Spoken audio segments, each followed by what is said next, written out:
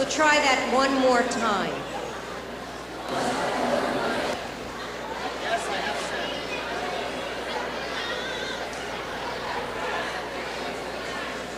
Ladies and gentlemen, please.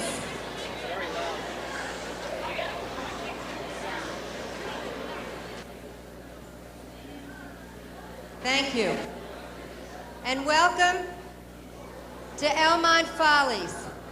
Tonight is a very special evening for us.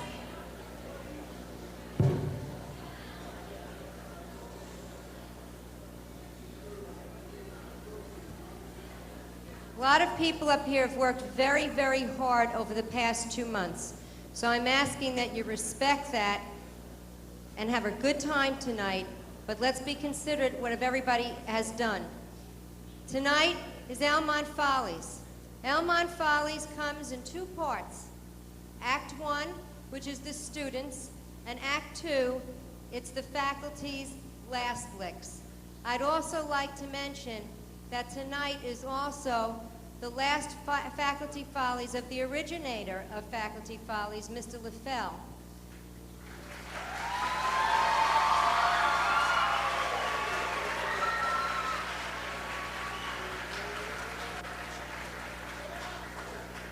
I think you're going to find tonight's performance very interesting. So sit back. Please, a couple of things. This is very important. This is very important, please. Do not flash cameras during the show. It really can disorient the performers on stage. Somebody could get hurt. And also, you need to stay out of the aisles because we're using the aisles for a lot of different parts of the show. Have a good time. Be respectful of your neighbor. And Elmont Follies, let's go.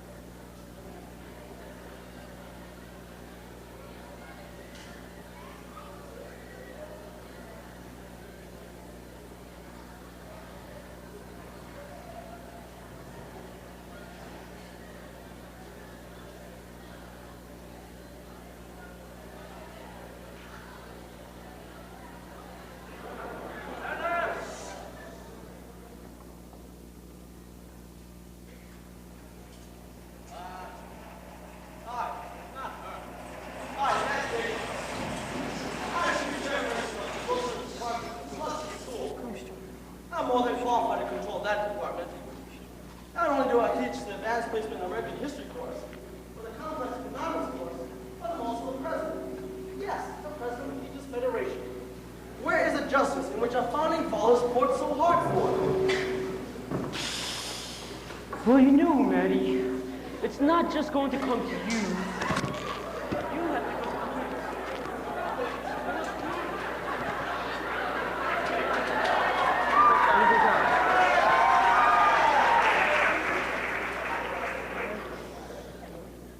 And well, gee gosh, it's not just going to come to you. You have to go to it. You knew Muhammad Ali had a champion's heart.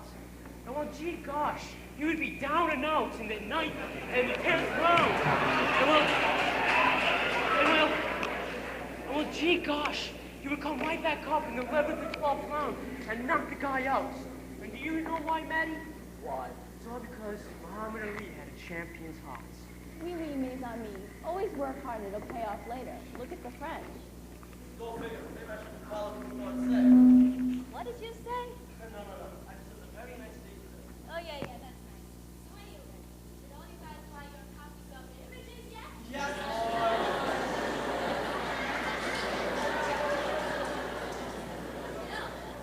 Images is at its best this year with me as the advisor. Yes, That's Mark. smart. Well, I have to try. Anyway, Gene, how's the baby? Oh, not too well.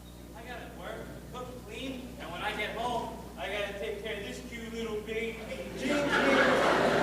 Gene, please stop complaining. You want to go back selling soap door to door again? Trust me, it can be arranged. You wanna take this outside? Now. That's fine. We mustn't stoop to that level. We're educators. We should those young little minds that run wild in the school. Get back here, both of you! Get those heads out of your head!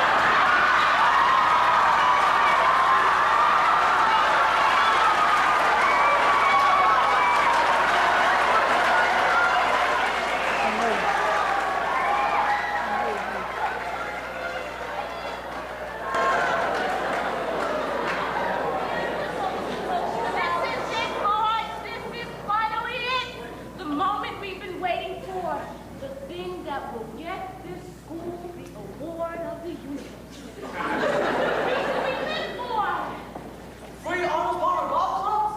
No. An all-expense paid field trip to every French-speaking country in the world? No. Images for the world? No. A new overhead?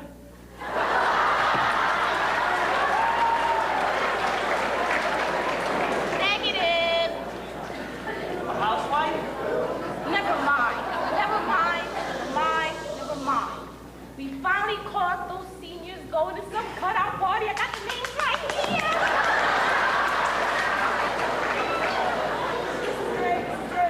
Well, gee gosh, I think we should go and get them.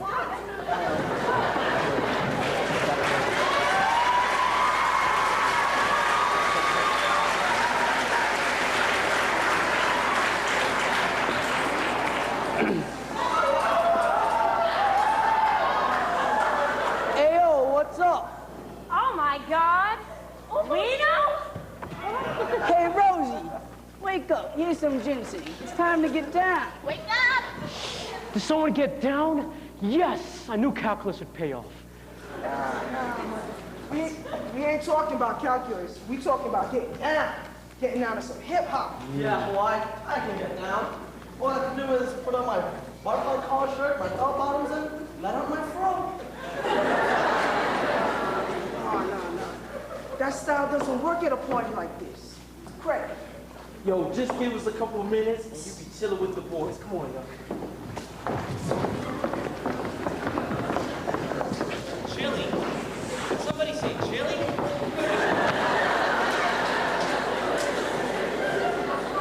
Hey, Reno. What do you think about those turkeys back there? Think they can do it? What you talking about, Terry? The day those clowns loosen up is the day Nat Goldstein ends up on the cover of GQ. Yeah, guess you're right. They're not like us. We're cool.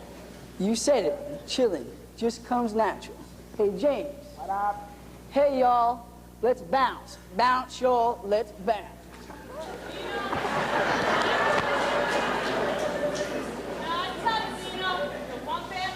Hey, yo, shut your mouth. Please, we're only talking about Bronco. Ah, then I can believe it. Ah. Yo, James, you think they got it back there? Yo, come on. I don't know. Let's see on.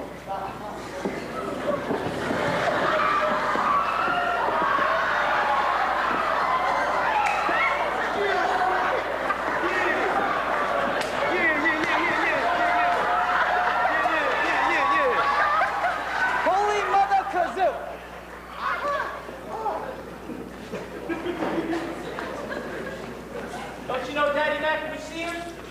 Hey, Lena, you up for some ball? Sure. Who's that ball? I'll take any of y'all. 那 man 吃我的，这是为了 honeys 啊。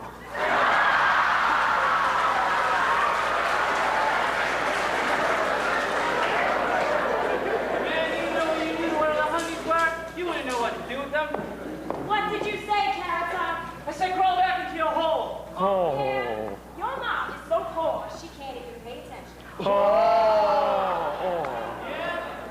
Your mom is so stupid, they fired her from the M&S factory because she did all the gummies. Listen to this one. Your mom is so dumb, she tripped over a cordless phone. That was funny. Yo, I know you ain't talking. And what, you got beef? Yeah. Your mom was so stupid that she sold a car for gas money. Oh! I got one. Your mother is so stupid. I hit her in the head with a loaf of bread. She said, I wonder.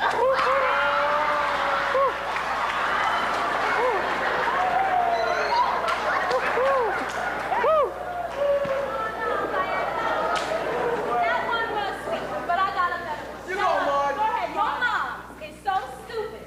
All your moms are so stupid, they thought quarterbacks were refunds. Your mother is so stupid. She went into Kentucky Fried Chicken and started licking everybody's fingers.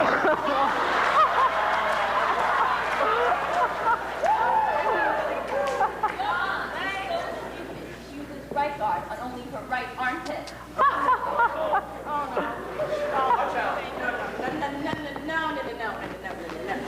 Okay. I can take a lot of things, okay? But the last thing I can take is a French joke from a French teacher. It's time to get a beat down, mate. Diane! No, Diane! Holy cow. What do you mean we? What did you two do? Yo, I didn't do that. All I did was get him dressed, kid. All we have to do is change your back to where they were before. Yo, you stupid man. I'm getting out of here, kid. Well, Jesse, it looks like this house party is over. Yeah, I need some sleep. Let's go back to school.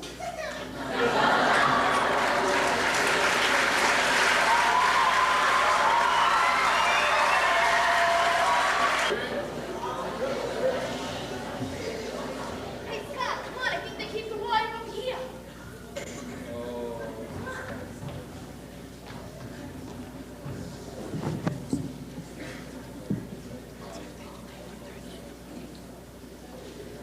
That's it. Mike, so, walk off. Lavelle. Mike, walk off.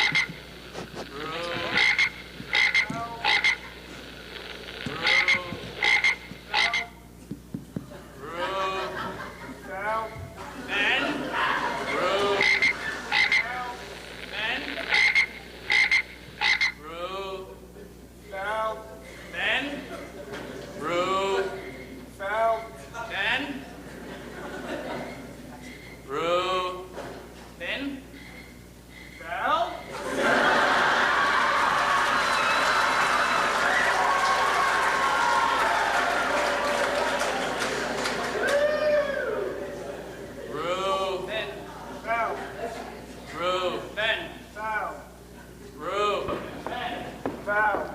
Rude. Ben. Foul. Gee gosh.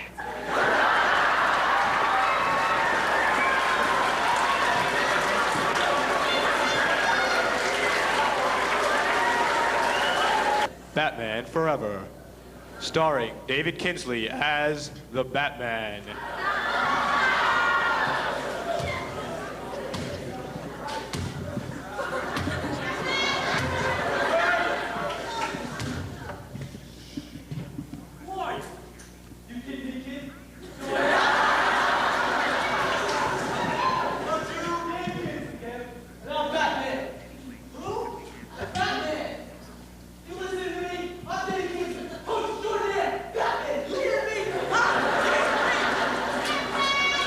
Also starring David Smith as the Robin.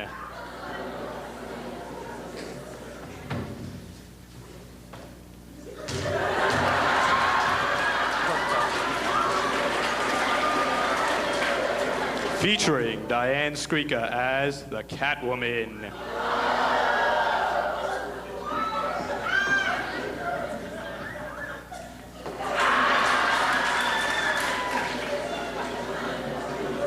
And last but not least, Mr. Nat Goldstein as the Riddler.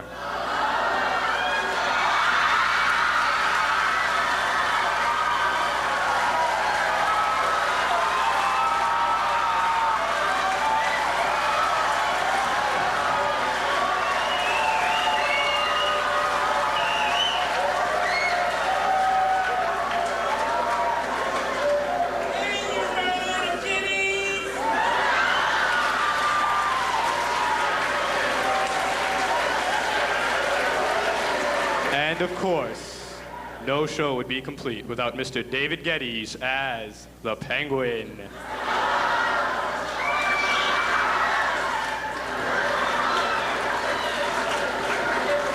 Coming soon to a theater near you, June 22nd.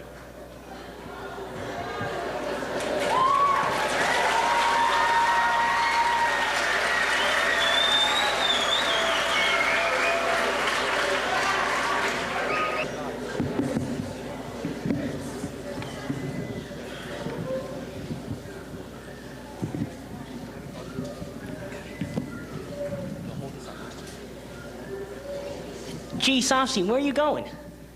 No, Coach Capozzi, I'm going to smoke a butt in the auditorium. Oh, can I come with you, please? Please, can I come? Sure, Coach Capozzi.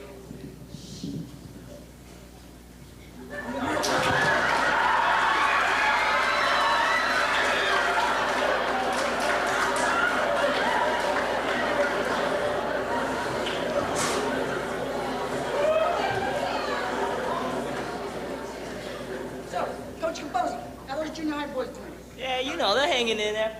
The varsity boys won a game yet? Cats. Hey, Davino, what's up? Hey, Navino.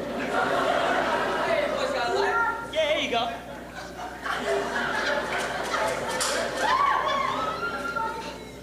Yo, you gotta wonder about a 30-year-old man who likes watching girls run around in tight pants. Tell me about it. Say, Walt, have your varsity boys won a game yet? Easy, Walt. It's just a joke. Keep coaching girls softball. See, real nice, see, real nice. Real nice. Yeah, real nice. Oh, Navino. Yeah, real nice, real nice. Hey, Green, you trying for baseball this year? Green, what's up? Hey, I got a couple 8th graders that I can play you behind. Shut up.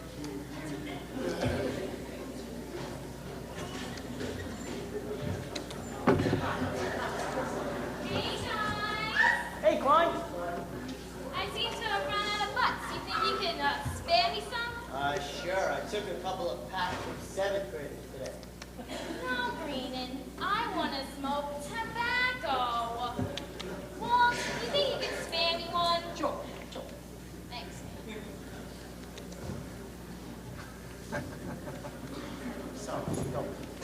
Hey, level 1, what's up? Darn it! I locked my keys in my Mazda again, and now I have to hang out here with the people. Say, Walt, sorry we couldn't put pictures of you losing to Garden City in the playoffs in the yearbook.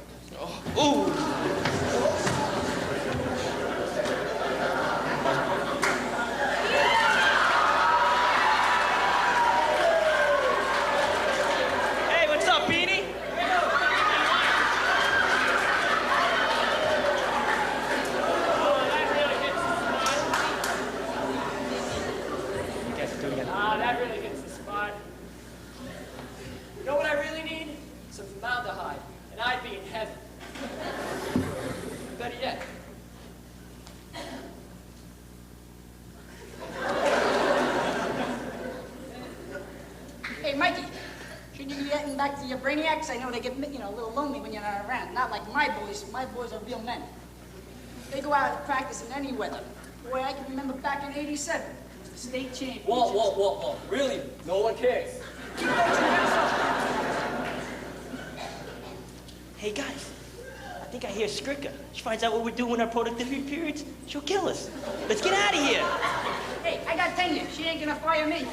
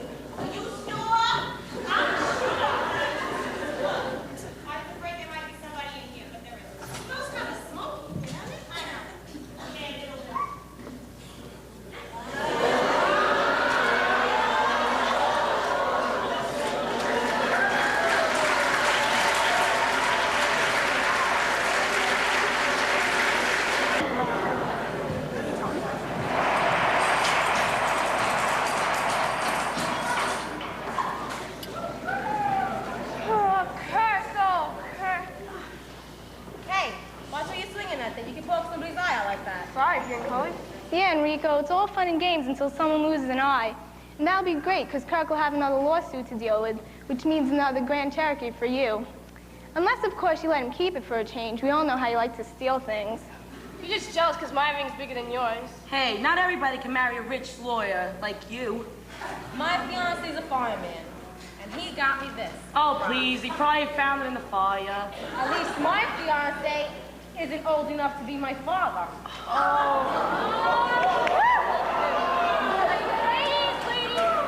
Let's stop arguing here and, Marcy, how'd you get that red hot soldier? Well, I got this new job. Although it's in the basement, I like it because I get an air conditioner, and I have my own little projector in my own little room with my own little stage. Seems like everything with you is little. Hey, it's not that small. As I was saying, there are some disadvantages. That old guy before me left a mess. Oh, yeah, that bald guy, right? Yeah. Old bald guy? Are you talking about Mr. Greening? No, idiots. Old bald guy. 4 feet, Mr. Geddes. Never mind, Joel. Who cares about those guys? All I know is that my man's the best because I have the better ring. My ring is better. Oh, please. You shouldn't be arguing over who's got the better ring. Where the heck does she come from? You should be spending your time far more effectively by comparing techniques on how to train your man. Let me explain. I have Rob so quick.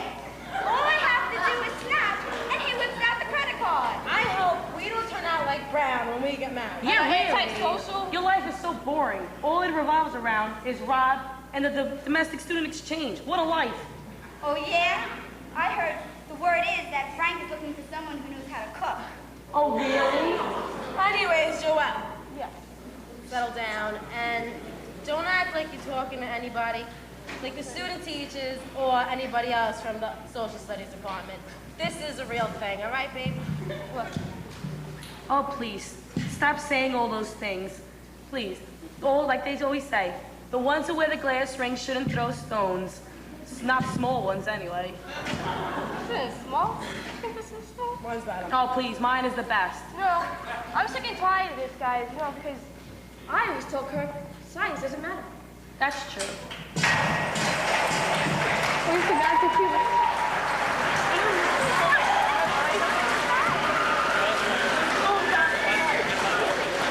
A duet by Jeffrey Dorson and Anne McGoldrick.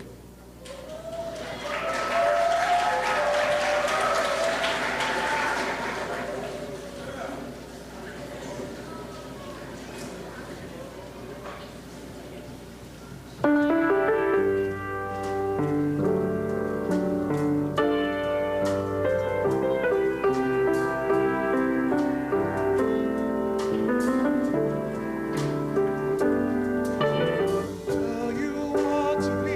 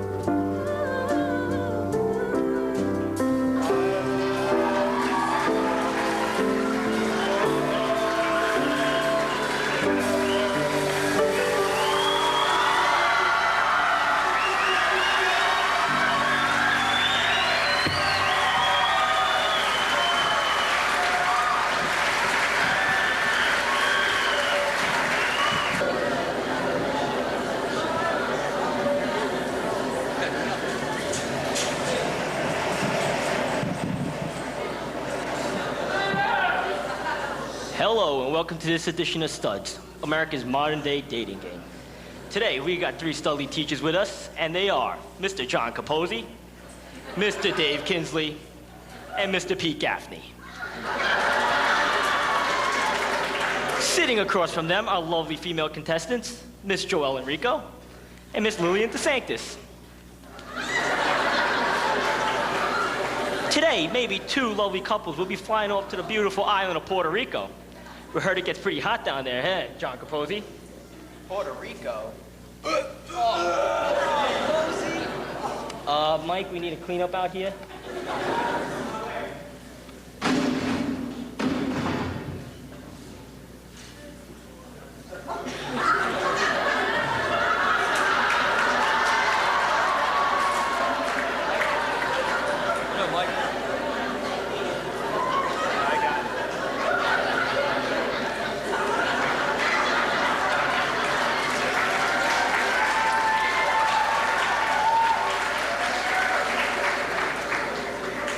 Joelle, a lovely 28-year-old social studies teacher from Elmont, whose hobbies are driving fast cars, flirting with other teachers, bar hopping at Austin's, and stealing chicken wire.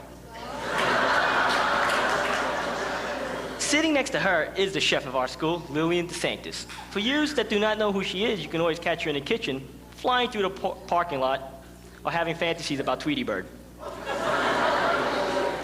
Okay then, Joelle. Tell us a little about yourself, and talk to me as if I was a social studies teacher. Social studies teacher? What's up? Excuse me? Well, let's see. I do like to drive fast cars, but my little Daytona just doesn't give me that thrill. The little blue impulse outside with the orient sweatshirt around it, that's good. And I wonder whose car that belongs to, Capozzi. Now, Lil, you don't mind, do you? Of course not. Tell me a little about yourself. What kind of guy are you looking for? Well, I do like baseball, but those die-hard baseball fans are just so rude. They always talk while you're talking, and they're always goofing around. Alrighty then, if you don't mind, we're gonna get started with round 1 once John Capozzi gets a hold of himself. You know, John, Puerto Rico is waiting for us. Puerto Rico?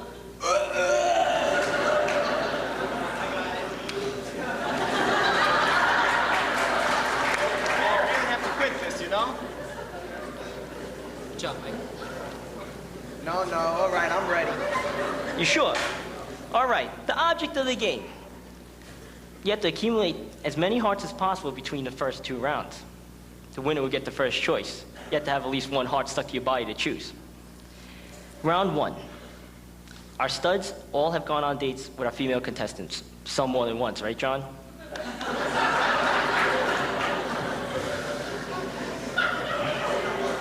Before the show, we asked them a question, and in response, they have given a quote. Keep in mind, they all gone out on dates. Okay. Quote number 1. It was 4th and long, and I just threw the bomb. Quote 2. Well, there's nothing left in the pen, and it didn't look like we were going into extra innings, so I went home, if you know what I mean. And I was off all night. So, Joelle, you did win the toss backstage, so go first. All right, it was 4th and long, so I just threw the bomb. Sopsy's not here. So I'd have to say the person who wants to be most like him. John. It's 4th and long. Who said it? That was me. There you go. Thank you. Joelle, tell us a little about your date. Well, he picked me up about 5 o'clock for his 7:30 date, so I knew he was fast. We went out to eat after that, and then it was about 9:30, 10 o'clock. And all of a sudden, he was in a rush. He said he had to go home. He had a date the next day with some chick named Marada.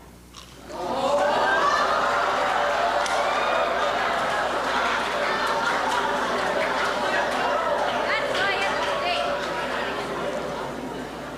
Alrighty then. You did get it right, so go again. Well, I was off all night. I'd have to say that was Gaffney, because he seemed to curse a lot.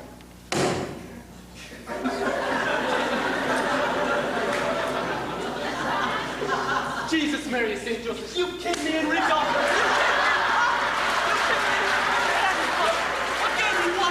I'm sorry, Dave, I'm sorry, but you can't use that language on the show. Who the heck are you to tell me what I can and cannot say out here, huh, George? Listen, I'm getting sick of you. You're out of here. Yeah? I'm leaving. I'm leaving. I'm leaving. Before I go, only one thing. Hey, Kyle, Daddy loves you, baby.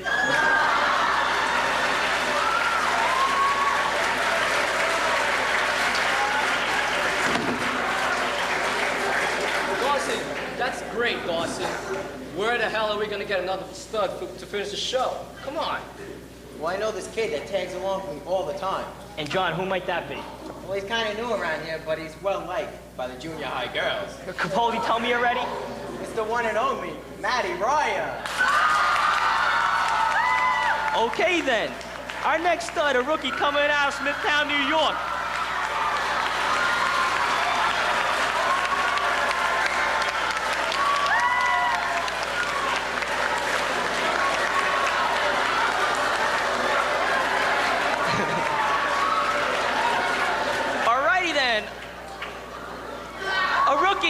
Coming out of Smithtown, New York with a distinguished back end, the one and only Matt Raya.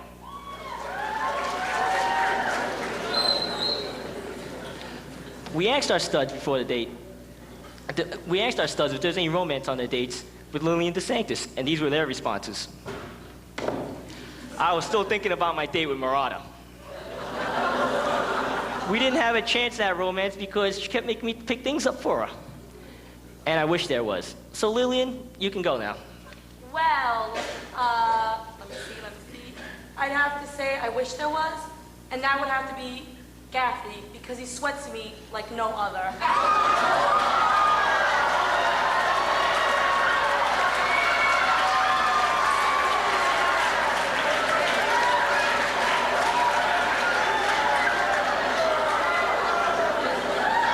I wish there was? Who said it? Well, that was me, boss. There you go, Lil. Well, you did get it right, so go again. All right, I'd have to say we didn't have a chance because she kept making me pick things up for her. That would most definitely have to be Briar. And who said that? That was me. There you go. Okay, now that round one is over and Lily DeSanctis is leading by a heart, we shall move on to round two. Before the show, we asked our studs, who is most likely to steal chicken wire? Enrico, who do you think they said? DeSanctis, have DeSanctis. Studs? DeSanctis. I'm sorry, you got that question wrong. We asked Lillian DeSanctis, who's most likely to get a speeding ticket? And who do you think they said? Enrico, definitely. Studs? DeSanctis. Are you kidding me? Kirk would never let me drive his car. Oh, please, talk to the hand, talk to the hand.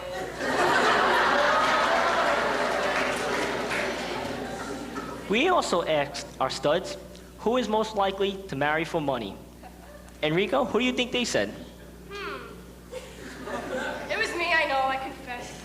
Studs? Wait, hold on. Thanks a lot.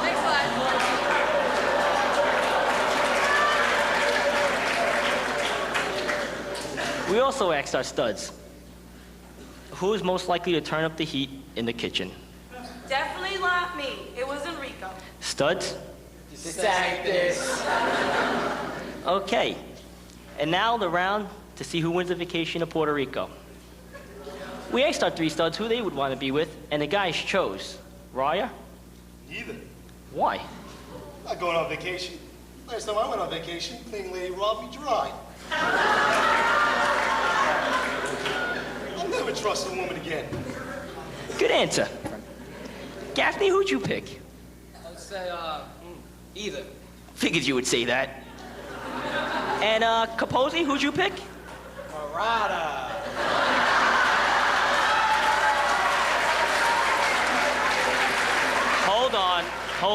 Hold on.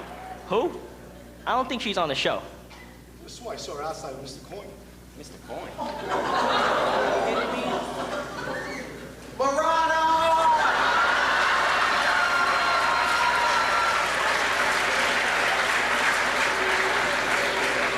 Well, ladies, you saw who the guys picked. Now it's your turn to choose. DeSantis, who'd you pick? I picked Ryer. Why'd you do that? Well, he's just so well-rounded.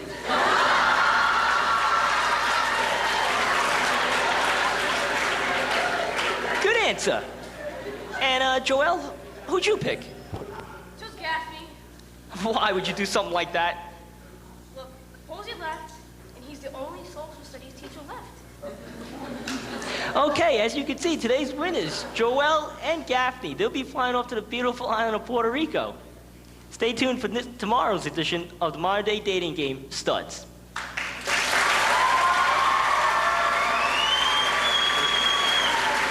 up and shake hands. With Benny. With Benny. With Benny. Where's the curtain? Oh, there it goes, Benny. Coin did a number on you, huh, Capozzi? Okay.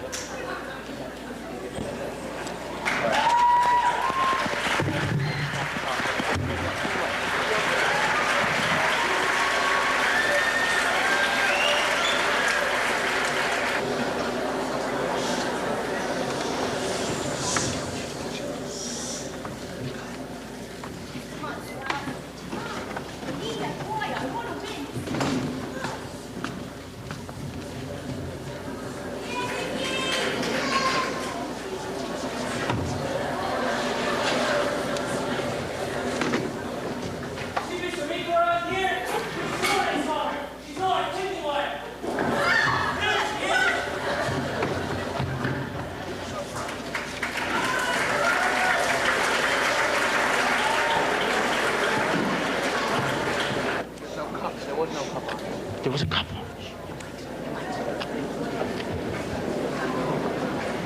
Get out of here, get out of here.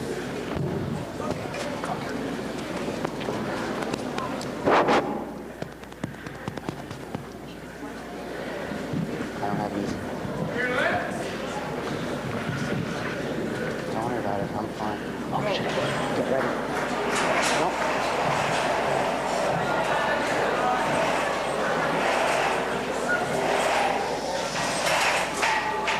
Hey, you know, I was thinking, these kids today, they got it all. I mean, look at that Mac lab in the English department. Yeah. I mean, back then, when I was in school, a pencil and a notepad, that was all that you needed. A pencil and a notepad? Why, you were lucky, Walt. Why, with my family, all 17 of us, all we had was one slate, which we wrote on with a piece of chalk, erased what we had just written, and passed it on to the next person who needed it. What do you think of that, Tom? Really, Mr. Hoppenhauer, chalk was a luxury. Was a luxury. All we had to do was take a board of asbestos from the ceiling, no other words directly into it, suck in all the shavings, put it back in the ceiling so we didn't get crushed by the snowfall. How about that, Nat? You said asbestos? At least you had your own asbestos. We didn't even have a real schoolhouse. All we had was an old tin JT with everyone gathered around Easter. And when lunchtime came, all we had was a 3-day-old cup of milk. Then we warm. Warm 3-day-old milk was a feast to us. After we moved in with our uncle, all we had was a canvas camping tent left over from the Great War. And all we had for lunch was a spoonful of Kool-Aid drink mix and a week-old moldy bread. Why? That's living the high life compared to what we had. All we had was to walk to school in our worn-out shoes for 3 miles to go to receive our education in the back of a pickup truck, and then for lunch, all we had was a shovel full of fresh dirt. You know, that's real nice. But while you and your buddies were crapping around playing grab ass, me and my good buddy Jojo Pofufnik, we used to sit down in the dirt and we used to dream of going to the school in the back of a pickup truck. Why, back in my day, we didn't even have any utensils. So on a day that we were lucky enough to have lunch offered to us, we used to just stick our hands out and we were served scalding hot water drained from a cesspool. And by God, we loved it. You know what the worst part is? These kids don't got no discipline either. They can do whatever they want, and all we can do is suspend them. So they don't have to go to school anymore. Them little rotten kitties.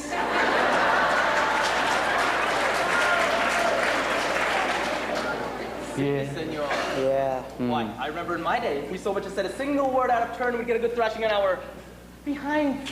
And then it was off to the corner with us.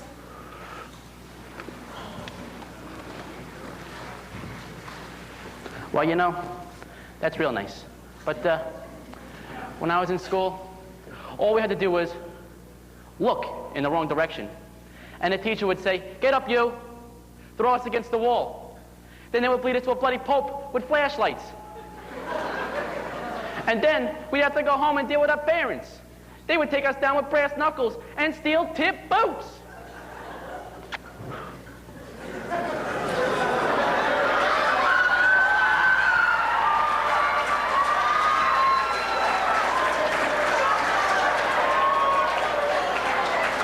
Hi, Ken.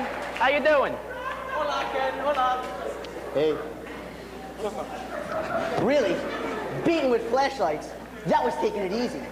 If we even thought the wrong thing, we were set loose outside by the hounds of hell to chase after us. And we'd have a sausage hider on our necks so they'd be sure to get us.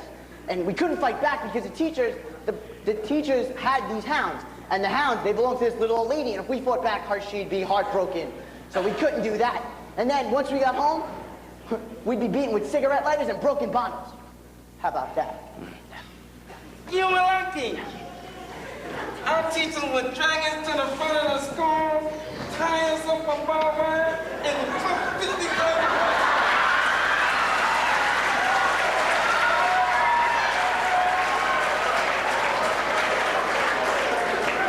before our head could come back down, they would send us up to go clean up the piranha pool. And then they would send us back in school so we could get marked late. And then we'd go home and our parents would chop us up and kill us with a You know, that was real nice. Real nice. But that's always just a little hard to believe. Don't you think? Yeah, I happen to agree. Come on, senors. Let's dish this loser. Look at this guy over here. Come on. Are you kidding me? Let's get out of here. Come on.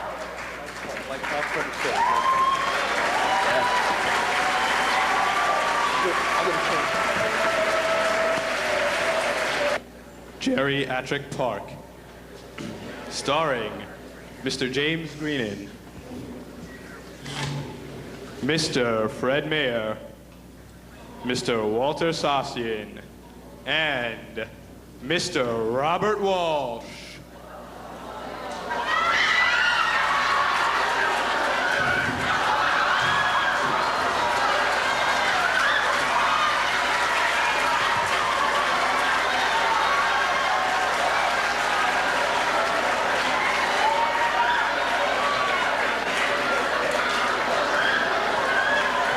Watch out for those speed bumps, Mr. Walsh. Open now in the classroom near you.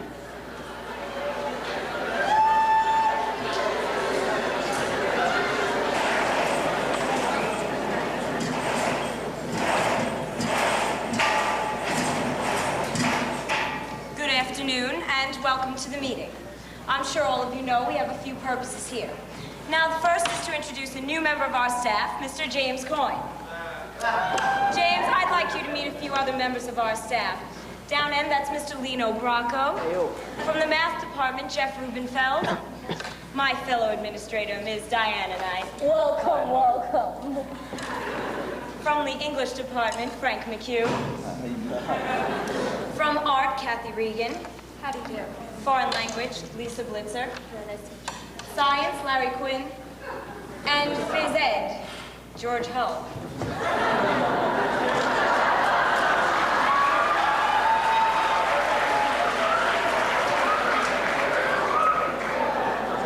Before we begin, James, do you have anything to say? Oh, well, Scricca, it's such an honor to be here and all, with you, Principal, and, the school is just so wonderful, and it's just everything I ever wanted. Jim, that's quite enough. Listen, but the faculty, and this whole Jim, administration. I said that's it's enough. Just great. No, but... Jim, thank you. Now, the sure you all read in the memo, was to field complaints, although I don't know what could be wrong with this school. I mean, it's perfect. Well, Miss Scricca, I can never complain. Thank you, James. That's so sweet. Well, yeah. Well, I have a problem. I knew you would. Diane Scricks. What am I? Am I the principal? Teacher? Gym teacher? What am I, Diane? What am I? Work on it, George. What am I? I'll work on it. Well, Miss Scricka, this is a very lovely scarf you have there. Do you mind if I just... Jim, I really could use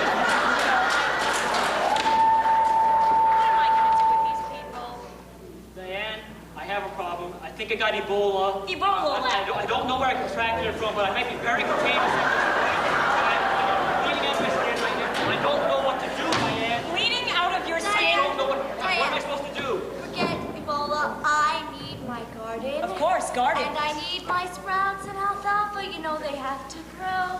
And I want more field trips with Wild Man Steve. Of course. Miss Scricka, do you want... some ginseng that might be able to help you. Miss Scricka, do you want some water? Just anything? No, Jim, just sit down, Jim. Diane, there's one particular problem, you see. Yes, Jim. We need new erasers. There's chalk all over the place.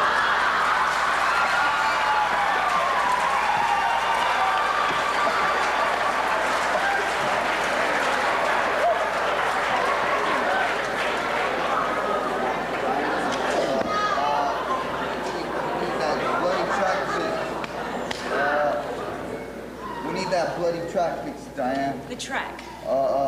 My son, how do you think my son Liam would have made that all-state soccer team with that kind of track and field? I don't know. All the injuries on the track team are from that stinking track. Don't you understand? I CJ understand completely, Frank. CJ with his hamstring, Naeem with his gluteus and his shins. What's your problem? Oh, what's my problem? Larry's got Ebola. Diane, I got a problem. I need a new clipboard. The other one's filled up with all cuts. Oh, God. All right, Leo. I need a new bullhorn so those juniors can hear me down at that belly. Where are you? You don't get this, I'm not finished. I need a new walkie-talkie. Lucy stole mine. I knew it all along. Diane, for the benefit of next year's juniors, let's try to keep Russ back under control next year at junior senior sports night. I know. This guy is causing too many problems. I had to move my kid's barbecue so he can have his junior prom.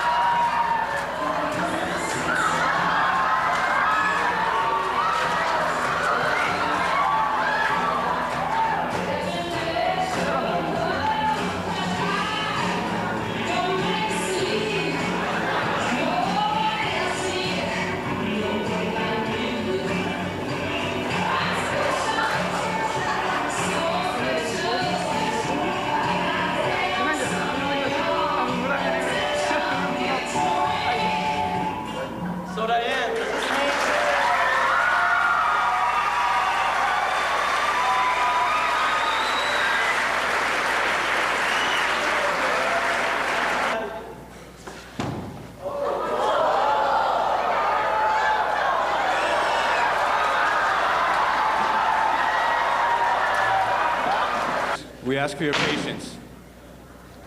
We ask for your patience while Elmont's newest band, White Meat, sets the stage.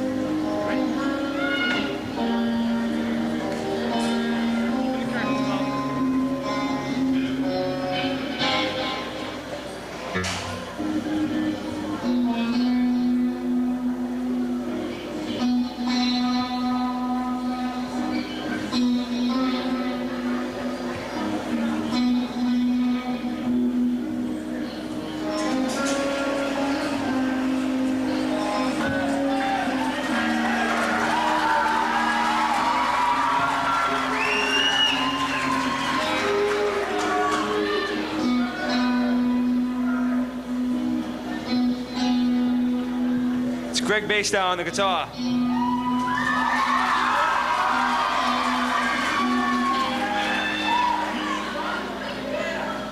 And Ricky Barber on the drums.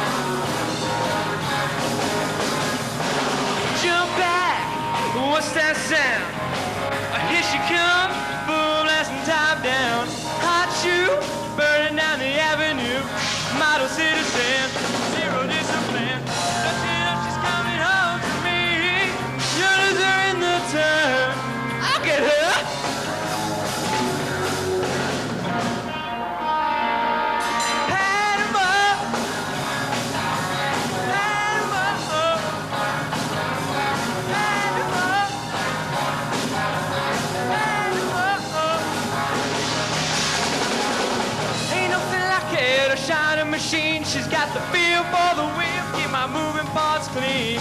Hot shoe, burning down the avenue. Model citizen, zero discipline. Don't you know she's coming home to me? You lose her in the turn. I'll get her.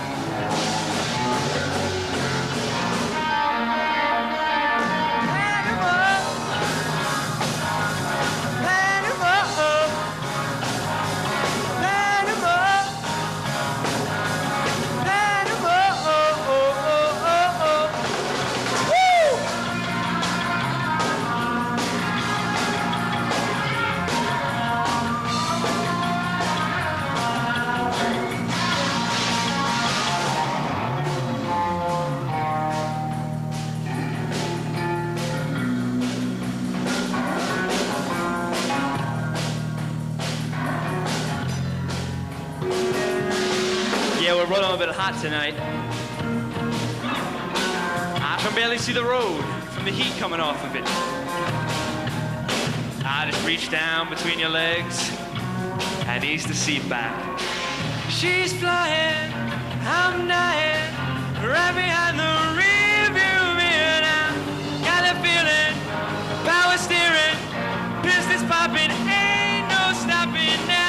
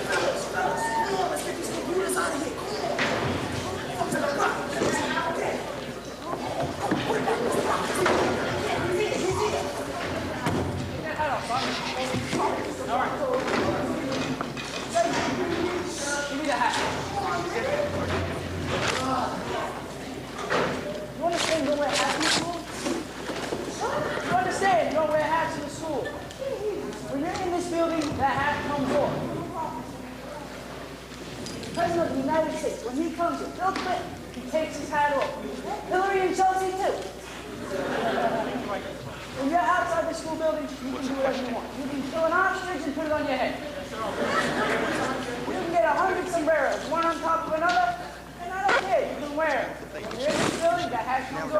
You understand? Understood. Yes, thank you. No problem.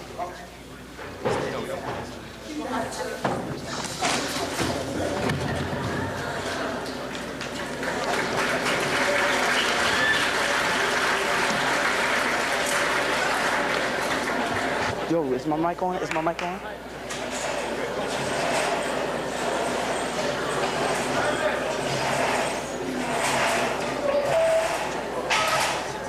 Welcome, welcome, welcome, kiddies. It's time for the 34th annual Elmont Family Feud.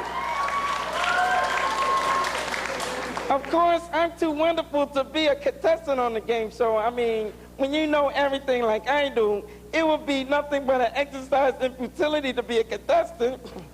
And speaking of film, we have a rare male-female matchup on tonight's feud. Why don't we introduce our contestants, starting with our illustrious Mr. Jacobs.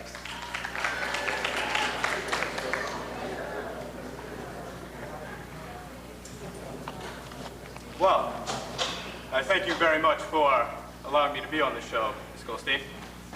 I'm here to get some money for a new Mazda. I had to push mine here today. As history has shown us, it would hardly be... Yes, thank you, Matt. Our next one, little kitty, is retiring English maiden, Jeff LaBelle. Jeff will bring you to the feud. Well, I'm retiring, and I'd like to save up in case my career doesn't work out. Wonderful, wonderful. Next is Dr. John Lewis. You know, John, there was a great 70s conjure artist named Dr. John, you know. You know one of his biggest hits, Hanko Hanko, you know. Grandma, sitting by his fire. No, oh well, why don't you tell us why you're here? Well, I just carpooled here with Jeff. Now, the man with the last name you gotta love, Mr. Jack Goldstein. Well, Nat, I'm here raising money for the class of '97. You know, candy sales.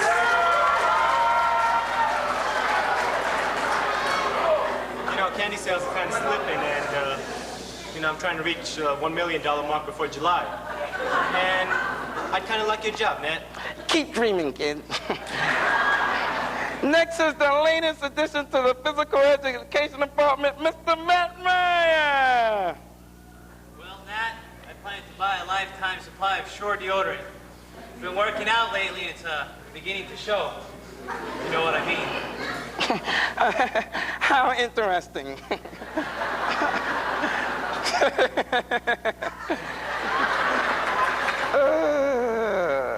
Now we'll move on with our lovely new ladies, Miss Kettner. How you doing? Hi, I'm just thinking about getting lessons from the boys, Miss Joseph. On how to laugh.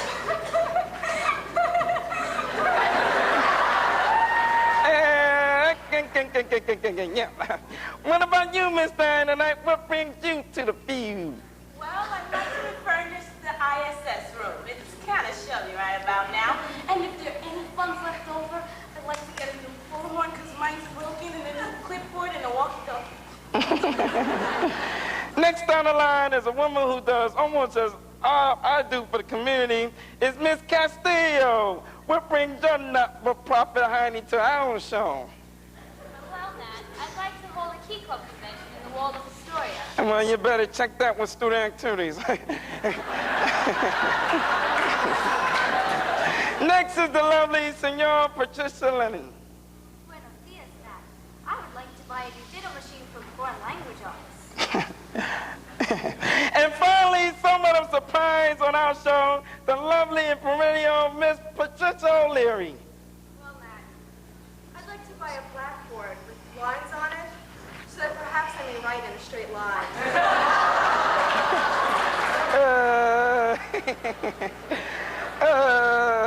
Great, superb. Now let's move on with our show. Can we please have our two captains ready for the face-off?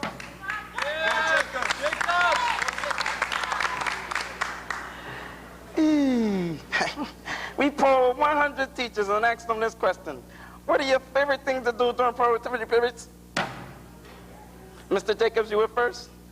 Well, based on sitting in the social studies office every other period, which I indulge in, I would have to say that a teacher's favorite thing to do during a productivity period is smoke. Ooh, you wicked kitty. You're right. The minute possession, sit your butt down.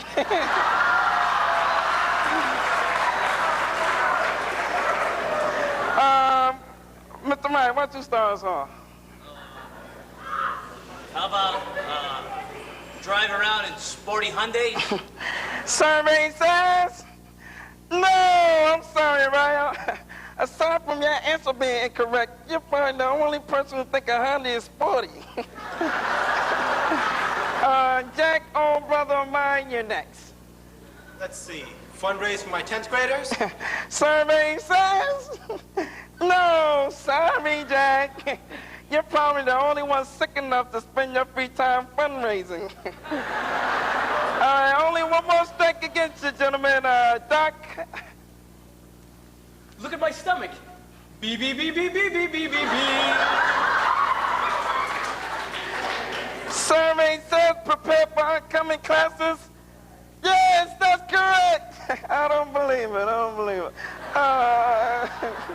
Wow. Mr. LaFell, you can keep the team alive here. Could you repeat the question? Jeffrey, baby.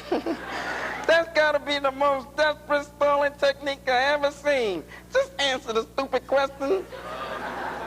Half a second. I'd have to say, discuss the homoeroticism of American graffiti. Jeff, I don't know when you come up with these. I really don't. Oh, well, you might as well see if it's on the survey. Survey says, I don't believe it, it's there.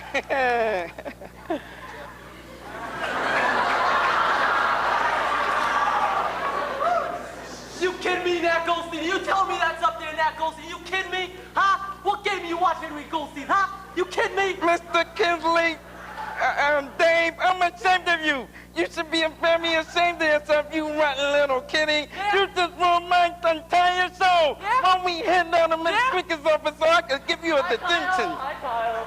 Right, Kyle. Come here, boy. What's up, man? You gotta be kidding me.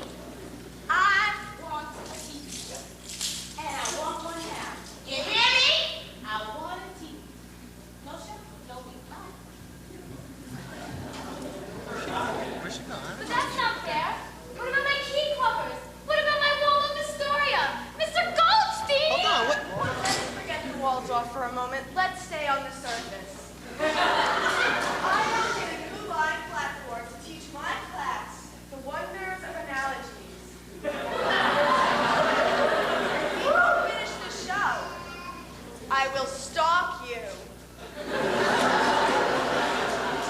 Ay, Dios mío. My ditto machine. Qué terrible. Stop! Stop! All of you, stop! Why can't we all just get along? There are plenty of awards for everybody. Why don't we just give them out right now? It'll be kind of like a senior awards assembly, only for the faculty. Why? That's good. Well, that's a brilliant idea. Almost worthy of my own intellect. How do you propose we begin? Well, I suppose that we can begin with the Rookie of the Year awards, and that would, of course, go to Mr. Matt Ryer.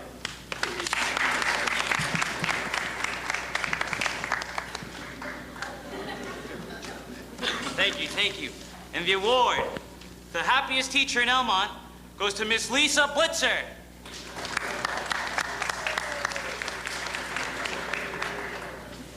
And the award for the teacher most likely to steal our chicken wire goes to Miss Joelle Enrico.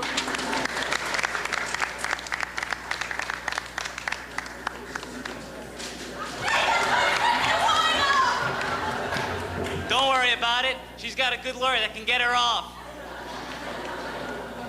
Now, the award for the teacher with a laugh most likely to be heard in Mogadishu goes to Miss Julie Kuttner.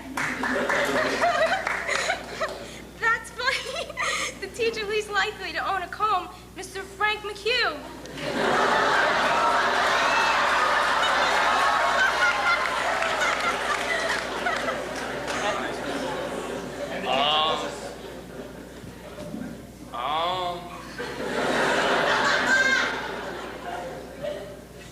teacher most likely to lose his bloody lunch on vacation, Mr. John Capozzi. Maybe if he was bloody Irish, he'd learn how to hold his liquor. Really nice, fellas, real nice. And the teacher most resembling a Ken doll goes to Mr. Tom Harris.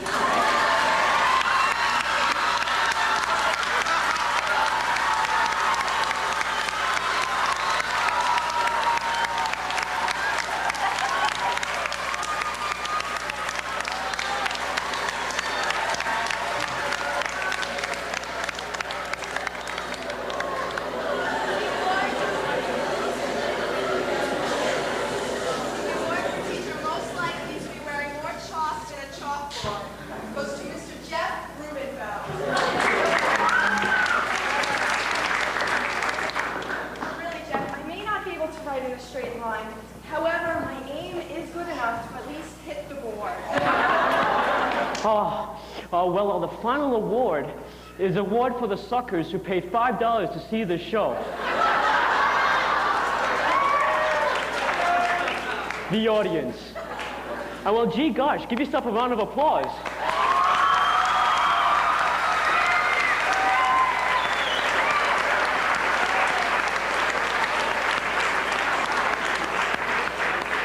And stick around. I heard the faculty has a show on next.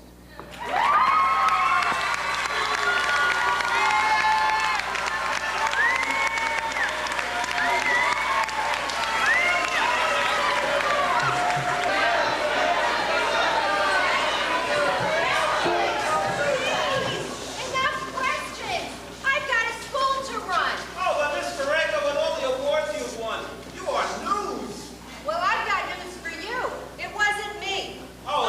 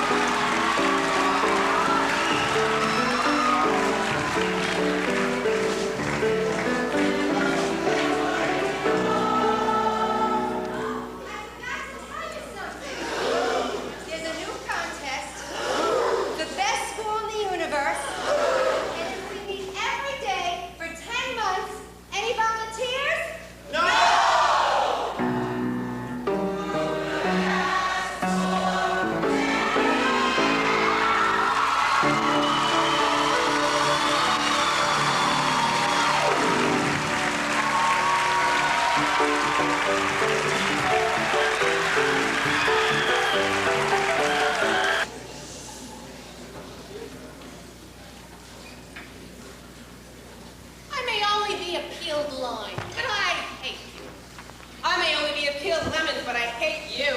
And maybe a P11, but I really hate you. I may only be a P11, but I really hate you. Coming soon to the Green Acres Multiplex, Pulp Friction.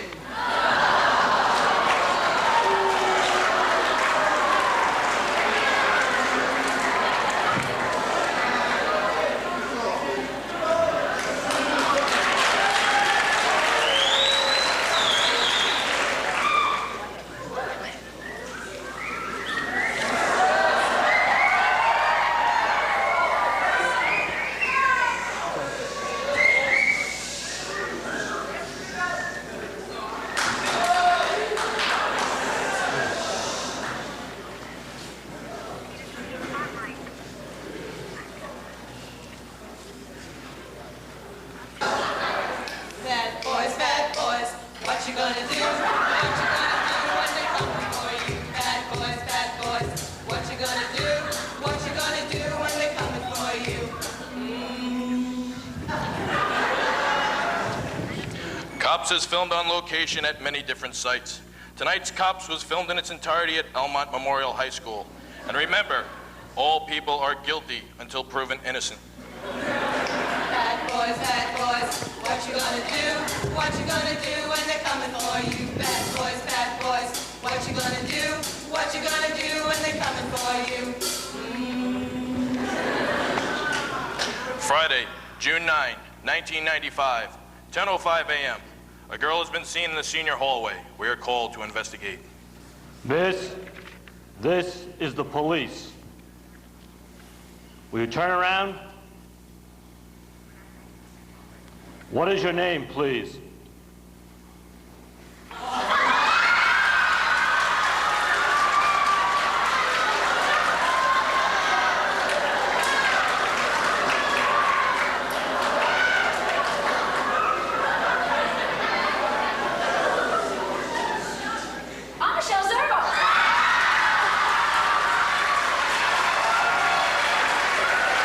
Keep your hands at your sides, ma'am. Please keep your hands at your sides. Thank you. Now, will you please tell us why you're at your locker instead of in your class? Well, I was on my way to class when I ran into this. Ma'am? And he threw me into a locker. I fell down, I hit my chin, and I passed out. Ma'am?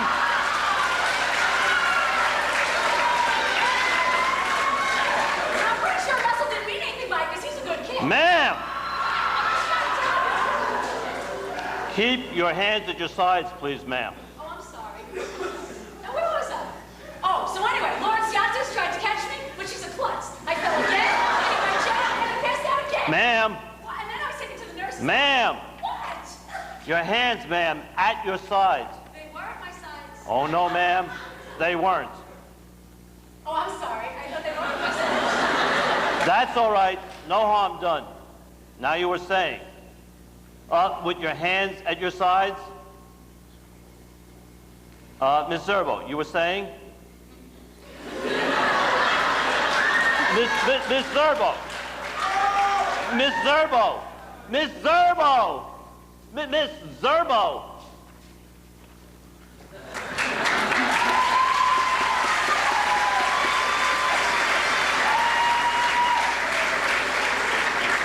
The subject was taken into custody, and with her hands in restraints, she has not spoken since. Boys, bad boys, what you gonna do? What you gonna do when they're coming for you? Friday, June 9, 1995, 11:02 a.m., outside the senior cafeteria. Young man? Young man? Yes, you. Name, please. Well, I'm the Red Singh.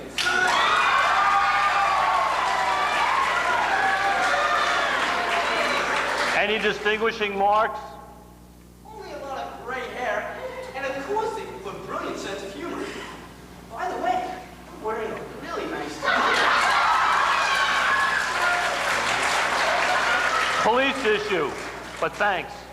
No problem. What's that you have in your hand? I beg your pardon? The thing in your hand. Oh, May we see it, please? What? It's just a YM. Nothing unusual about a YM. May we see it, please? Just a YM. Just a magazine. Why? What is this? What are all these markers? Why are there markers on every page that has a brassiere ad? What is the meaning of this? Nothing. Nothing. It's sheer coincidence. It has nothing to do with raw eggs. I just like to keep abreast of things. Excuse me? No. That came out wrong. What I mean is, I don't read the magazine for titillation. No.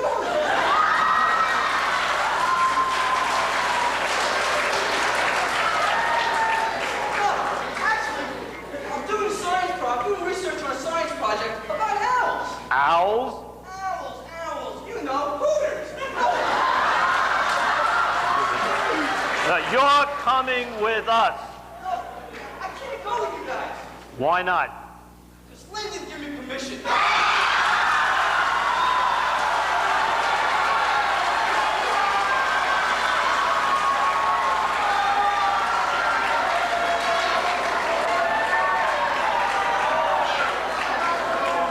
Perpetrator was subsequently apprehended and is now serving a 10-year term at the Alberti Stanforth Correctional Facility.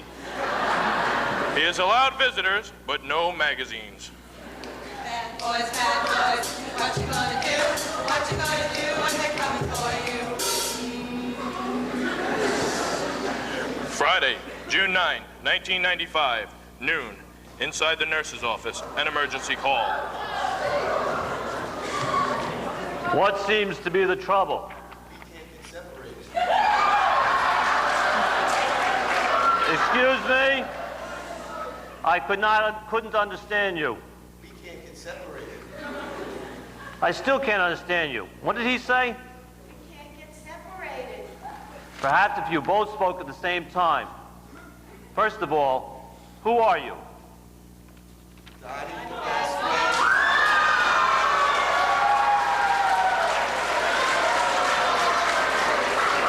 Donnie Vasquez and Lori Macchio.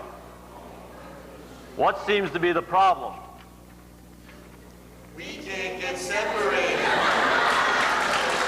Well, how did you happen to get entwined like this? We're in love. We tried everything known to man to separate Lori and Donnie, but nothing worked. They'll have to stay linked that way for the rest of their lives. We don't mind.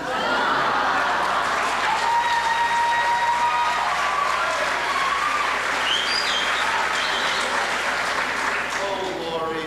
Oh, Donnie. Lori? Yes, Donnie, darling. I have to go to the bathroom. What you gonna do? Lori.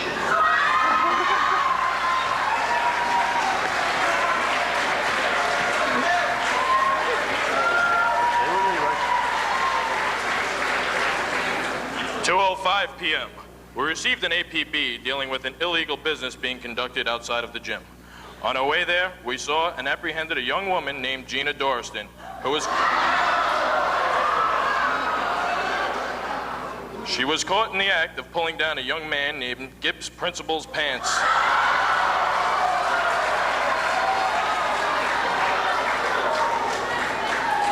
She tried to take our mind off the arrest by stressing the fact that she was wearing a see-through shirt. It didn't work. Nor did the rubber rat she threw at us. She was placed under arrest at 2:07 p.m. When we arrived at the gym, we took into custody a young man who answered to the name of... Fedora.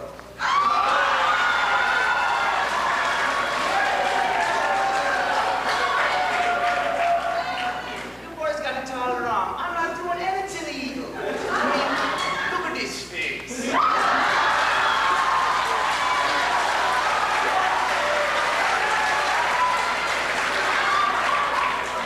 Any know with a face like this be capable of doing anything illegal?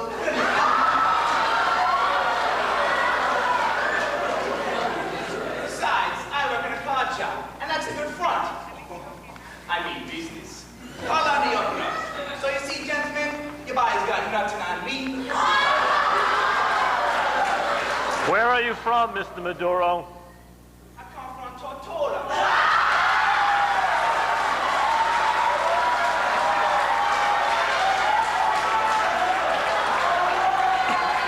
Excuse me? Excuse me? Tortola. Tortilla? Hola? By the way, you guys got anything to eat? I'm so dirty.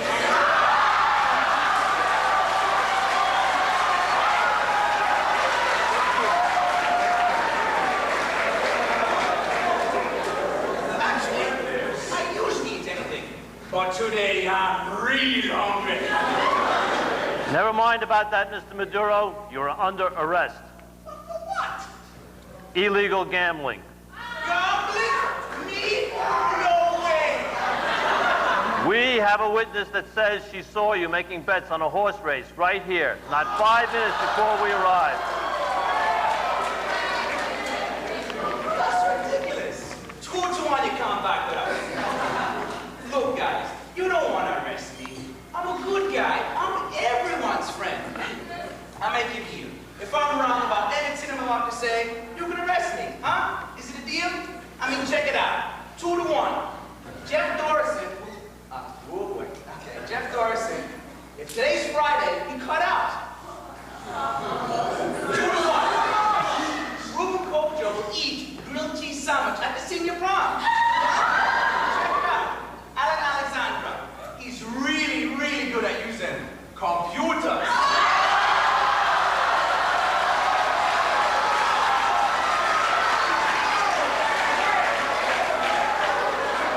Even money, Ed Etienne is sitting on a garbage can in the senior hallway, right?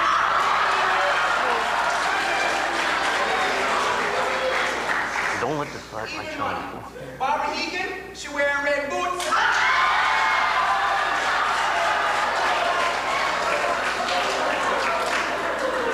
5-4. Ronnie Matthew, he's breaking his sound barrier, zooming through the hallway. 3 to 5. He chased Ed Minor, he falls right down his stairs.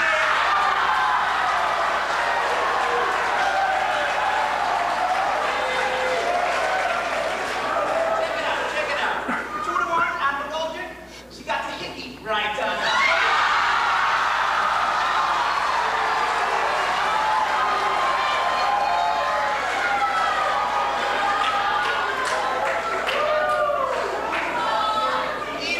Even money. Maria Matu, you say hi? She changes the subject to herself. All right, 5-4. Jennifer Volker, right now, this very moment, she's laughing. No, she's crying. No, laughing.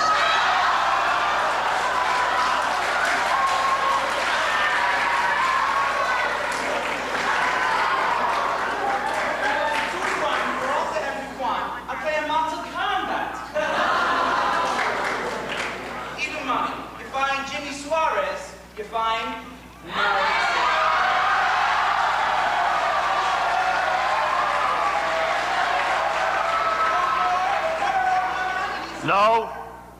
No, that will be quite enough. James Maduro, you're under arrest. For shamelessly trying to mention as many senior names as possible to make sure they get into the show. Damn, you got me. I bet you felt 10 to 1 to get away with this.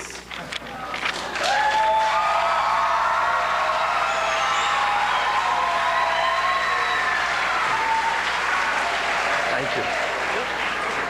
And with the 3 o'clock bell, another episode of Cops is over.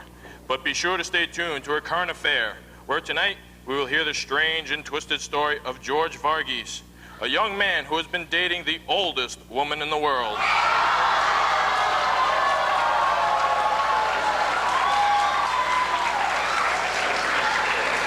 We call the story, Oh Please Varghese, or Check Her Out, George, She's Dead. And that's it for this episode of Cops. Bad boys, What you gonna do? What you gonna do when they coming for you? Bad boys, bad boys. What you gonna do? What you gonna do when they coming for you?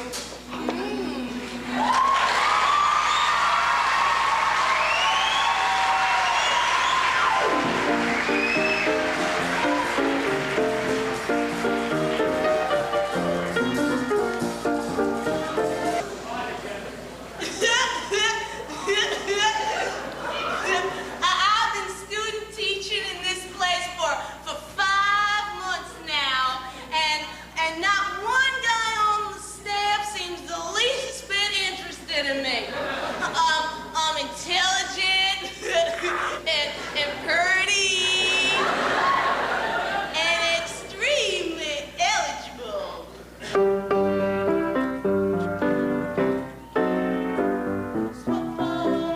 Chasing the truant.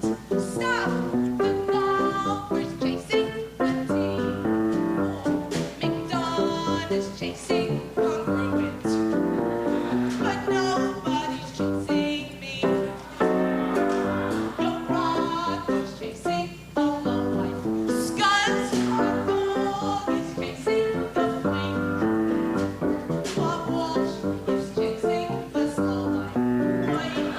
Nobody's chasing me. Nobody wants to own me, and I object. Nobody wants to phone me, even collect. George Boyd is chasing a test tube. The stork stalks Big Dave Kinsley. Mike Epps is chasing the best cue. But nobody's chasing me. I get it. Nobody's chasing me. The track team is chasing. Bruce Peck, he's planting a tree. Snatching, he dreads self-effacing. But nobody's chasing me. Doc Morris, he's with his bells chiming. Ding-a-ling-a-ling. The bell is chasing with me. Joni, I think my timing. 'Cause nobody's chasing me. Each night I look for danger, to hell with wealth. Each night I'm getting stranger, chasing myself. Jim Boyne is chasing the big words. Jack the sea. Ahoy, Jim Green is chasing the tree words. Oh, sign, but nobody's signing me. Nobody's signing me. James chases the youth. Strike, George Howe, a ball symmetry. Rush, Lazarus testing alcohol. But nobody's testing me. Though I may seem a loon-no, believe it or not, I've got a lot of you-know, and Elmont is chasing a lot of sirs. Shortino Corval's in G. Harris looking for Barbie. Hi, I'm Ken.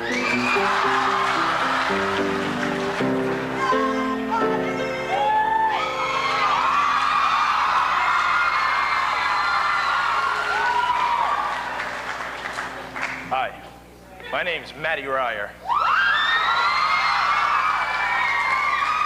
And I find you strangely attractive. Would you care to go on a date? Somebody's chasing me.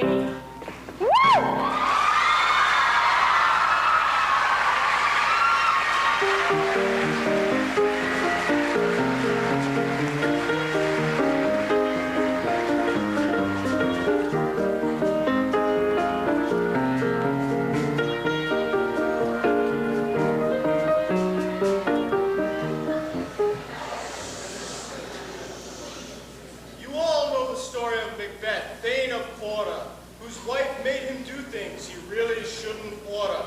He bumped off his king just to pick up the crown. But Macduff and the others kicked Macbeth out of town. Now here in our school such a story took place. A young lad with ambition dared such disgrace. to pick up the lead in a musical play, he was willing to kill anyone in his way. But now, let's show you what happened. We'll take only one scene. The name of this play and the lad are... McBride!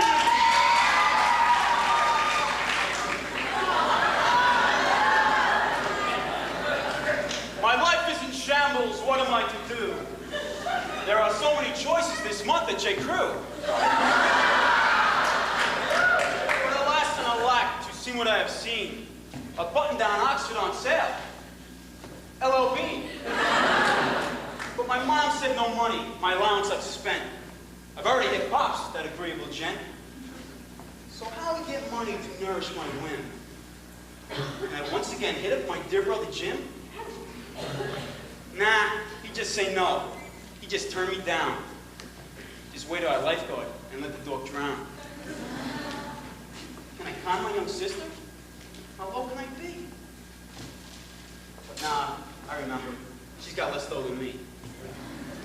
But egad, Magora, I know how to do it. I will hatch out a plan and set my mind to it. If I get involved in some extracurricular, my mom will be proud. She isn't particular. As long as I seem involved, she'll be glad. And slip a few bucks to her school overnight. But what can I do? Shall I choose some new sports? But then I would need some new J. Crew shorts. Gadzooks, I need help. This decision of bitches. And just at that moment, there entered 3 witches.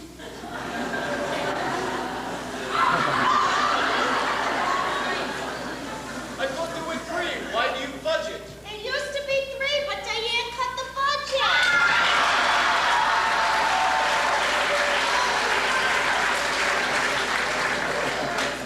I've come here to help you, you miserable hump. Fair is foul, and foul is fair. Is she a witch or not? Just look in my cauldron. Bubble, bubble, toilet trouble. Hey, look. There. It's Ivy. This space full of stubble. It is yonder Garcia who you have to compete with. Well, Garcia's my pal. I work with, I eat with. It is you or yon Ivan for the lead in the play. Be you friend or his foe. You can't have it both ways. No, I'll never betray him. That's it. No more said. If you don't, no more J. Crew stuff. Sorry, Ivan. You're dead. Well, I must be going. I have some more dates. I have some mischief to cause. Georgie Goldstein awaits.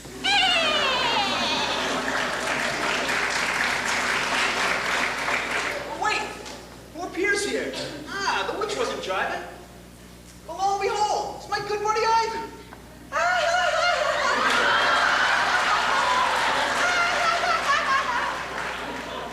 Enough of that laugh. Are you trying to slay us? Try to remember. You're not Amadeus. Mikey, or Mike. I'm slanging. It's real good to see you, my friend. How's it hanging?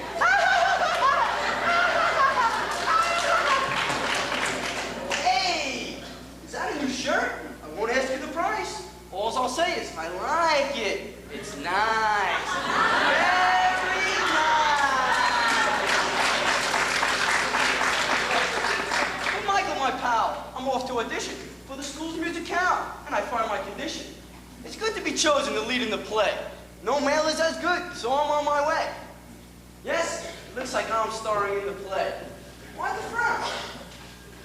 Because Ivan, there's something that might get you down. Now, don't get excited or carried away. I'm auditioning too. What? Nothing to say? I just can't believe it! My buddy! My friend! You mother! You father! You fat horse's end! I shan't take this sitting, you Ivy League fool! Pull out your sword and get ready to duel! And just at that moment, who should arrive but Annie McGoldrick and a Cerno, her guide.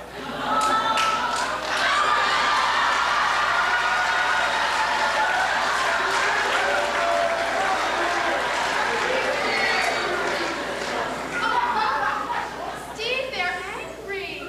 They're ready to fight.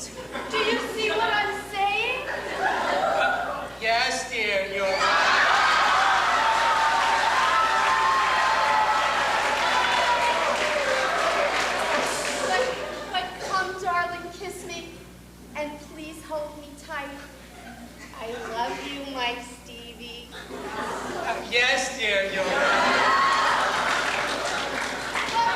Why are you fighting? Now, boys, take care. Tell me your problem. Michael's after my pod. Now that is a mess. You can't have that goal to mess up a friend just for a role. I never would do that in dark or in light. I never would do that. Yes, dear.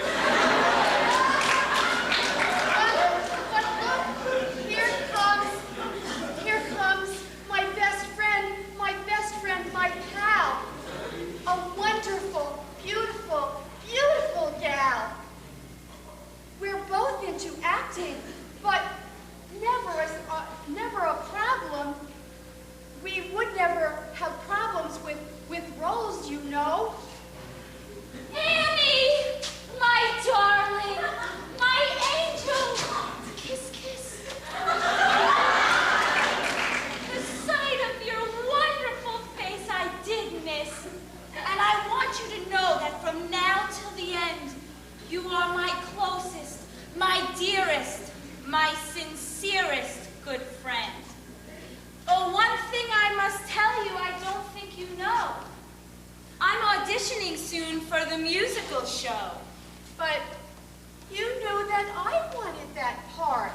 Now. You miserable, scurrilous, two-faced cow. Don't call me a cow, you toad. You're a sight. You're hateful. You're awful. Yes, dear, you're...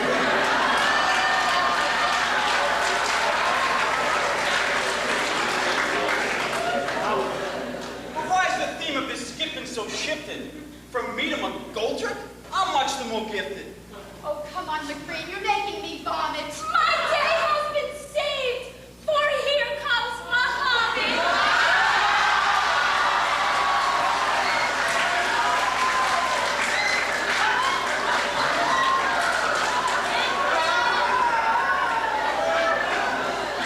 What is it now, you thespian twits? You're trying my patience with unseemly fits.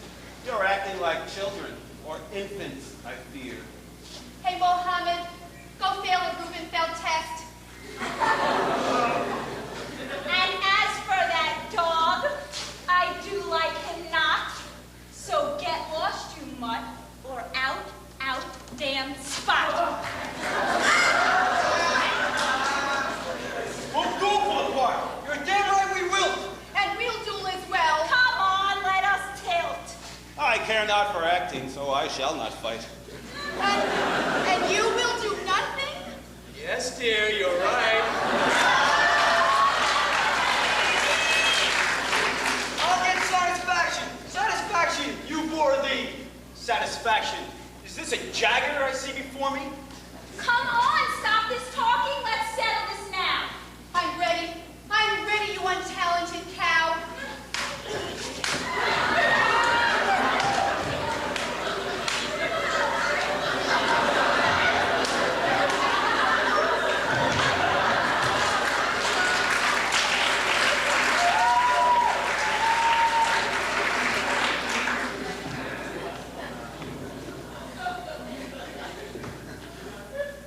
Come hither, ye Stephen, see not our friends bleed. Yes! They're all dead! Now I'll have the lead!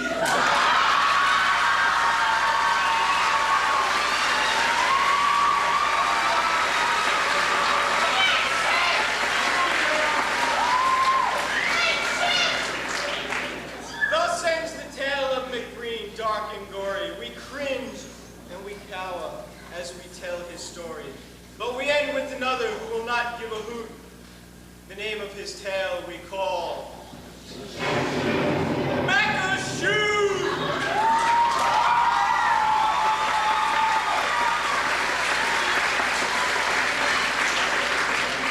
The world of the theater is now at my feet. There's no one left who would dare to compete. My talent is great. I'll reach for the moon. Hello, darling brother.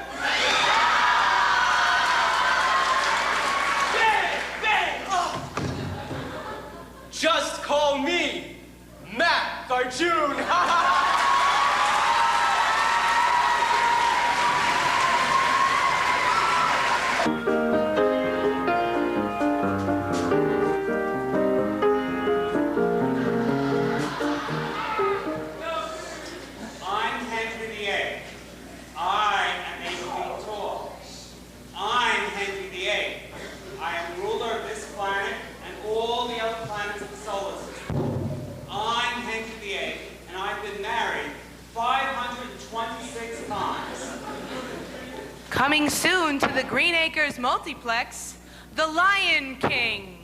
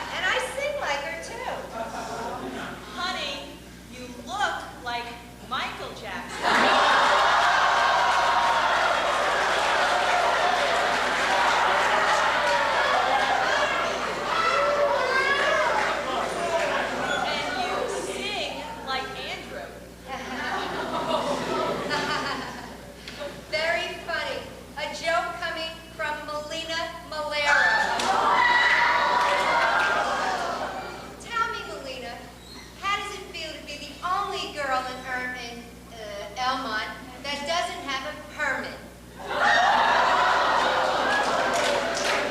And again, why would you need a permit when you have your own personal chauffeur?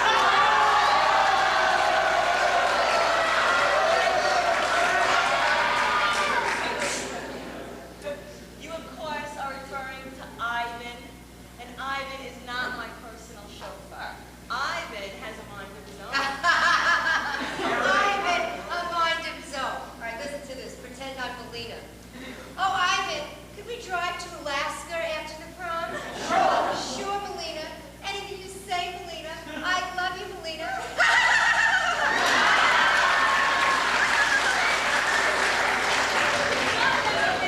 Yeah, you know what happens when I get mad. Yeah, you start talking like Ricky Ricardo.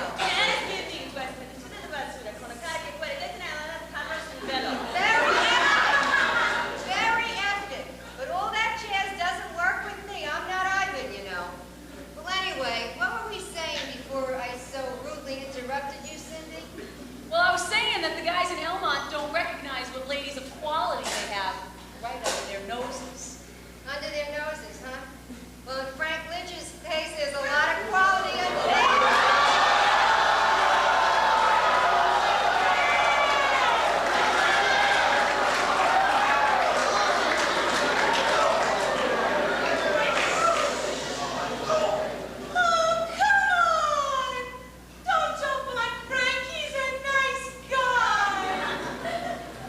I'm not dumping on Frank.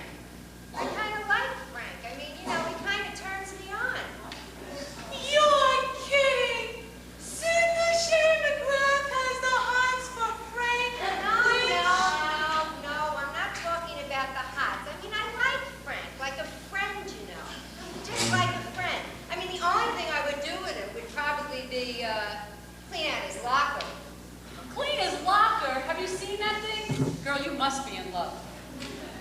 Hey, what about Michael Dante? Oh! Now that's a different story. I could go interracial for him.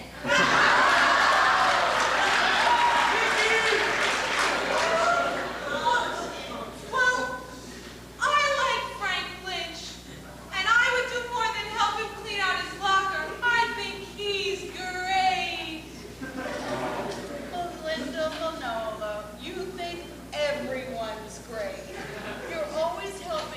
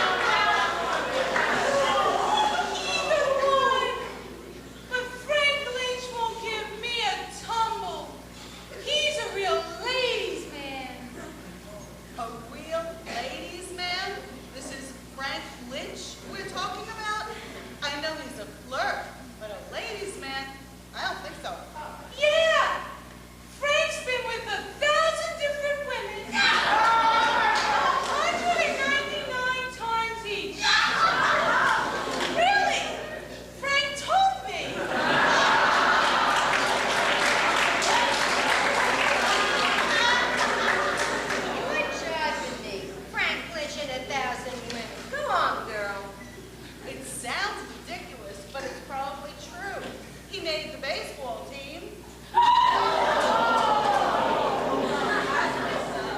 Shay, what do you think about Jamie Checkley? Now, he's a great basketball player. Yeah, right. And how would you know? You sat on the bench for most of the season.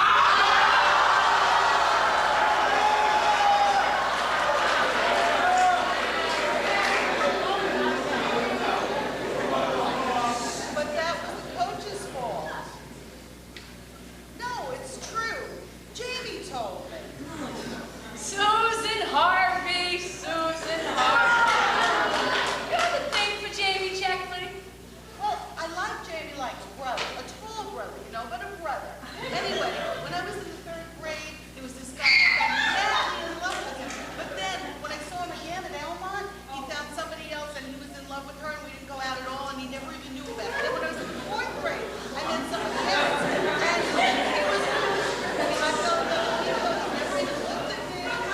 We never even had a thing going, but I was still madly in love with him. And then when I got to Elmont, there he was. He was, you know, one of my best friends. What happened? I didn't even do that to a stranger, much less to one of my best friends. And then when I was in the 9th grade, You stop!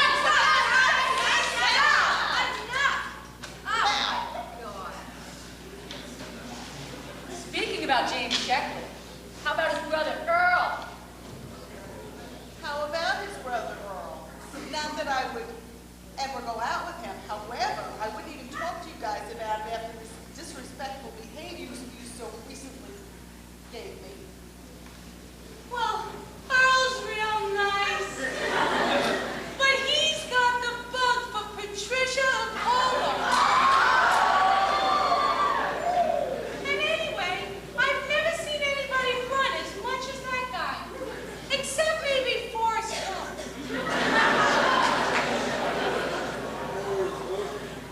Well, how about Jason Lipson? He's real cute. Yeah, but we're too old for him.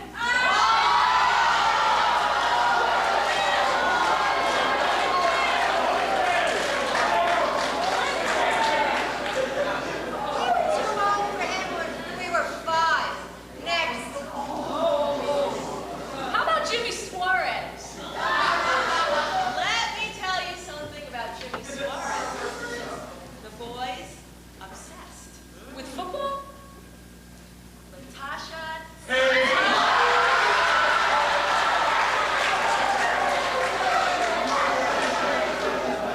He does not leave that poor girl alone. He picks her up, he walks her home, and when he's not with her, he paws the ground and howls. Unless, of course, he's with Marilyn.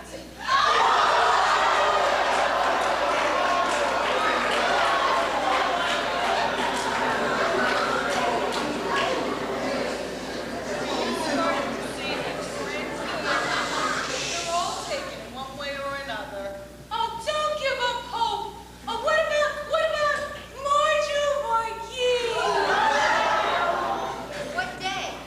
What do you mean, what day? Well, if it's day 1 and 3, it's Jennifer Volker. If it's day 2 and 4, it's Dory White.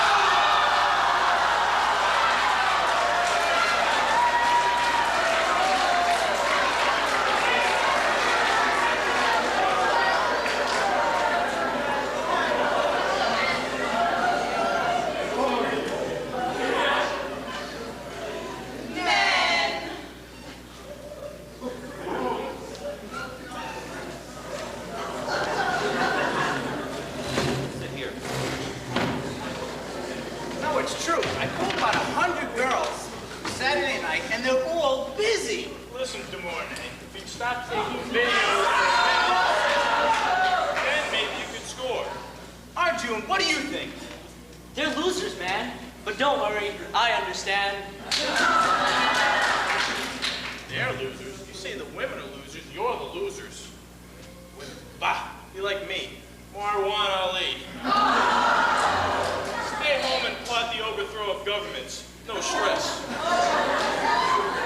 Face it, Ali, the only reason you stay home is you can't get dates. And the reason I can't get dates is purely political. Because I'm Egyptian. The world is anti-Egyptian. The